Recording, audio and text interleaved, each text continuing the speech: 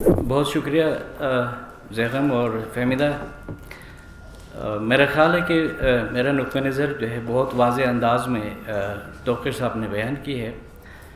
ایک left party کی حیثیت سے میں وہ نقطہ نظر بیان کروں گا۔ ہمیں ایک ریاست اور سٹیزنز کے جو رشتے ہیں اس کو سمجھنے کے لیے پہلے ریاست کا جو نیچر ہے، اس کا جو اسٹرکچر ہے، اس کو سمجھنے کی ضرورت ہے کہ ہم کس ریاست کے کنٹرول میں ہیں۔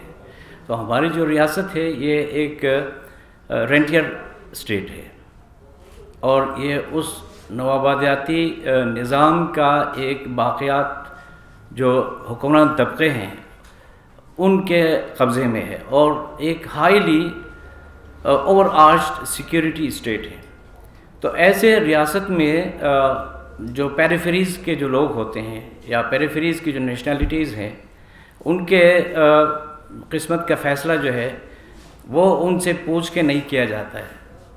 وہ پھر ان قوتوں کے بھی اوپر جو قوتیں ہیں، جو کیپٹلز ہوتے ہیں، وہ بیٹھ کے فیصلہ کرتے ہیں کسی ایریا کو کتنا ہم نے کاٹنا ہے، کیا بارڈرز ڈیفائن کرنے ہیں، یا کسی قومیت کا جو شناخت ہے وہ پھر رینٹیئر اسٹیٹس کے جو حکمران اشرافیہ ہوتے ہیں، جیسے توقیر صاحب نے کہا، وہی طے کرتے ہیں۔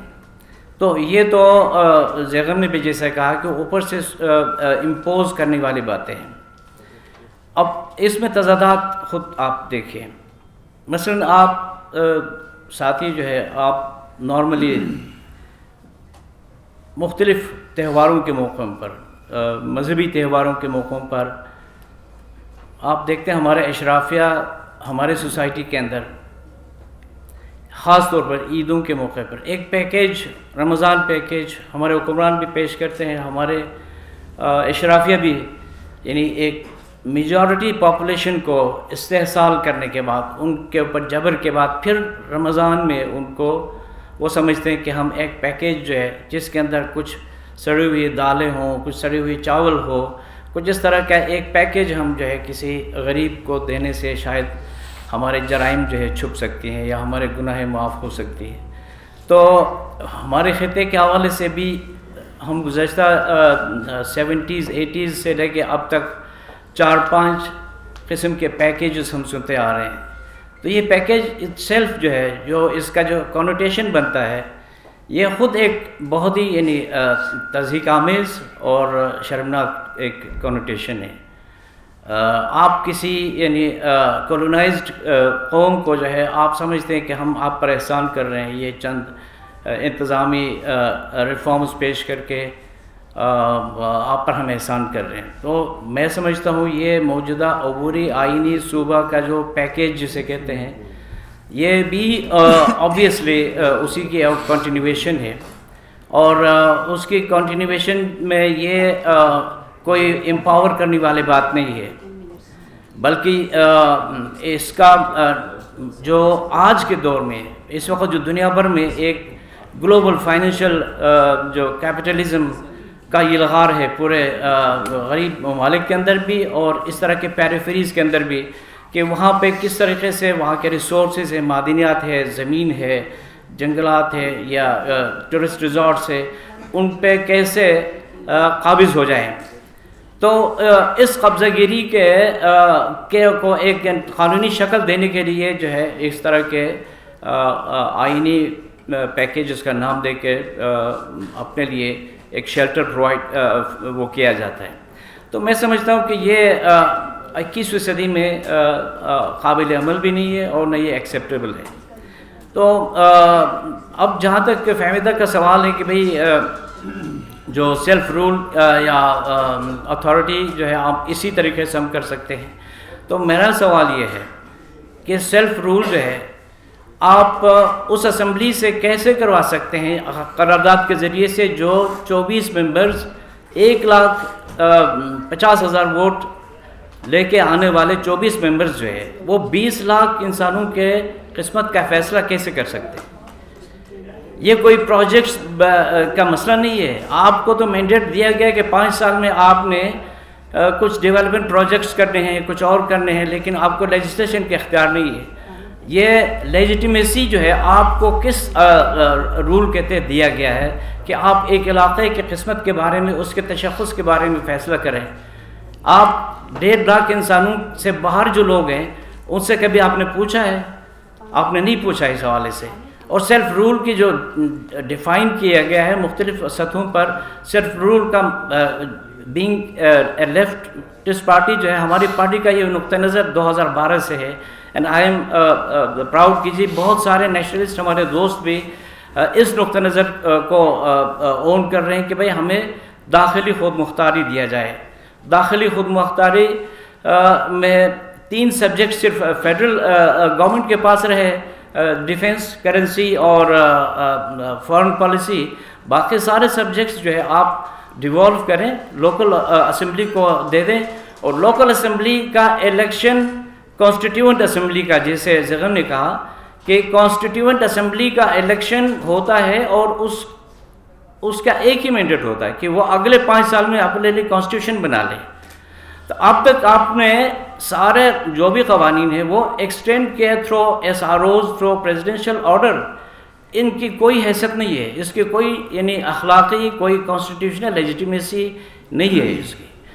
تو اگر آپ ایک علاقے کو واقعی میں امپاور کرنا چاہتے ہیں تو آپ اس علاقے کے عوام کو جو ہے یہ ایک آزادانہ اختیار دے دیں، وہ کس قسم کے لوگوں کو الیکٹ کریں اگلے 5 سال کے لیے، جو ایک کانسٹیٹیوئنٹ اسمبلی کے اندر آ جائیں اور ایک کانسٹیٹیوشن بنا لیں.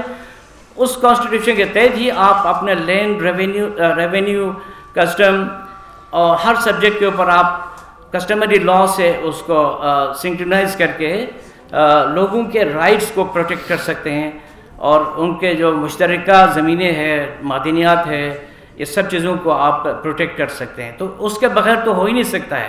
اگر آپ اس میں سنسیئر ہیں تو آپ ایک پورا سوسائٹی کے اندر ایک ڈیبیٹ شروع کریں، ہر سطح پر، ہر سیگمنٹ اور ہر نقطہ نظر کے لوگوں کو جو ہے آپ اس میں انوالو کریں کہ وہ اس پہ اپنی رائے دے دیں.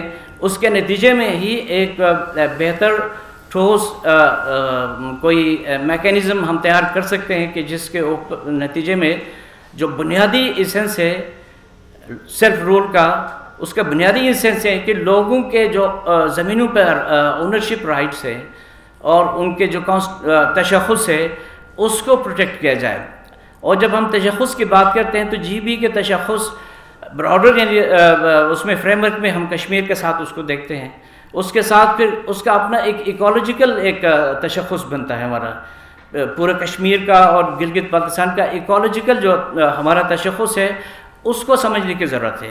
آج کے دور میں ایکولوجی جو ہے وہ سب سے یعنی زیادہ خطرے میں ہے، ہمارے اپنے سروائیول خطرے میں ہے کلائمیٹ چینج کے نتیجے میں اور بہت سارے جو سرمایہ داری کے نتیجے میں.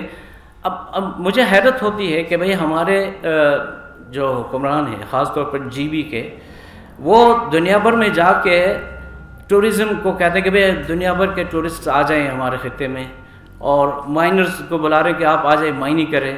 لیکن ان کو اس سے پہلے کوئی انفراسٹرکچر، کوئی ریگولیٹری باڈیز، کوئی میکینزم رکھنا چاہیے، پہلے بنانا چاہیے، اس کے بعد آپ ٹورزم کو بلا سکتے ہیں. آپ یہ نہیں کر سکتے کہ بھئی ہر چیز کے اوپر ایک ٹیگ لگا دیں، ایک پرائس لگا دیں اور بیچیں کہ بھئی ہم زمین کو بھی بیچ رہے ہیں، ہم پہاڑ کو بھی بیچ رہے ہیں، ہر چیز کو بیچیں. تو یہ کتنے خوفناک ایک عمل ہے. تو اس چیز کو روکنے کے لیے پہلے تو لوگوں کی اونرشپ کو آپ تسلیم کریں، اکنالج کریں، اور اس کے بعد کوئی ان کے اپنی رائے سے، ان کے اپنے کسٹمری لاز کے تحت ان زمینوں، معدنیات اور پانی اور ان کو کیسے ہم پروٹیکٹ کریں اس کا ایک میکینزم تیار کریں. اس کے بعد پھر آپ ان چیزوں کو بلا سکتے ہیں. تو میں سمجھتا ہوں کہ یہ جو چیزیں ہیں، جو ہمارے اسٹیٹ کا جو اسٹرکچر ہے، جس کا طبقاتی ایک شکل ہے کہ یہاں پر سرمایہ دار، جاگیردار اور ملٹری بیوروکریسی جو ہے ان کا قبضہ ہے، اور اس کا اور عوام کے درمیان بہت بڑا یعنی فاصلہ ہے. اب بلوچستان کی مثال لے لیں، خیبر پختونخوا کی مثال لے لیں، اور سندھ کی مثال لے لیں، ایون پنجاب کے اندر آپ دیکھیں، پنجاب کے اندر جو ہے کس طریقے سے لوگوں کی اریگیشن کے زمین کو ایک ہاؤسنگ کالونی میں تبدیل کیا جا رہا ہے. یعنی آپ جو ریئل اسٹیٹ مافیا ہے اس کو فائدہ پہنچانے کے لیے، چند لوگوں کو فائدہ پہنچانے کے لیے اپنے زراعت کو بھی داؤ پہ لگا رہے ہیں، اپنے اکانومی کو بھی داؤ پہ لگا رہے ہیں، اور ہر چیز کو انوائرمنٹ کو بھی داؤ پہ لگا رہے ہیں۔ تو ہم سمجھتے ہیں کہ ہمارا عبوری صوبے کا بنیادی مقصد چند اشرافیہ سرمایہ داروں کو فائدہ پہنچانے کا ایک ذریعہ ہے، اور ہم اس کی مخالفت کریں گے، اور ہم سمجھتے ہیں کہ بھئی اس پہ ہم صرف مانگتے نہیں ہے، اور کسی قوم کو آپ مانگنے سے حقوق نہیں دے سکتے ہیں۔ یہ جب ہم اس کے کلاس کیریکٹر کو سمجھتے ہیں کہ یہ سوسائٹی اوور آرچ سیکیورٹائزڈ اسٹیٹ ہے، تو اس کے لیے پھر نوجوانوں کو ایک پیسفل اسٹرگل کے لیے تیار ہونا پڑے گا۔ اس کے بغیر یہ کسی بھی صورت ان کے یہ حق رائٹس پروٹیکٹ نہیں ہو سکتے ہیں۔ بہت شکریہ۔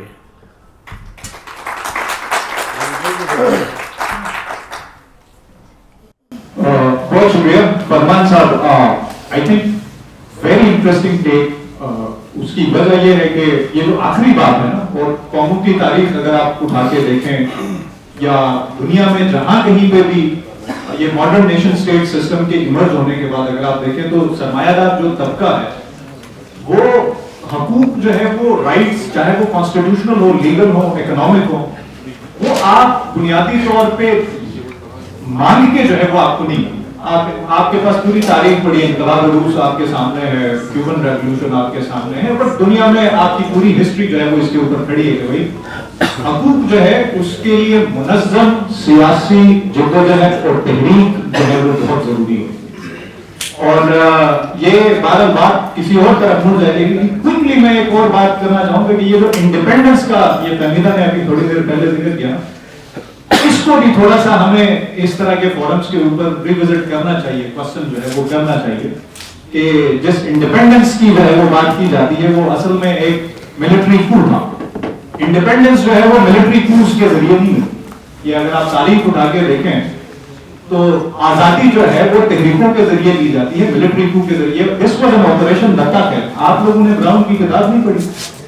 براؤن نے کیا کہا ہے اس میں؟ یہ آزادی کا زوم اور ہمارے فور فادرز، ان چکروں سے نا میرا خیال ہے نکل ہی آنا چاہیے اور سوچنا چاہیے، کول ڈاؤن ہو کے یہ بات اس بات کے اوپر سوچنا چاہیے کہ بھیا آزادی کا مطلب جو ہے وہ کیا ہوتا ہے۔ اس کے لیے منظم سیاسی جدوجہد کی ضرورت ہوتی ہے، اور اس منظم سیاسی جدوجہد جو ہے وہ آپ امیجن کریں یار 47 میں یو پی سی پی میں جہاں پہ ایک گاؤں کو دوسرے گاؤں کا پتہ نہیں تھا، all the world to develop Pakistan, دنیا کے جنرل کو پتا ہوگا کہ پاکستان میں کوئی سب کانٹیننٹ میں کوئی آزادی کی تحریک کرتی ہے۔ کامن سینس ہے نا،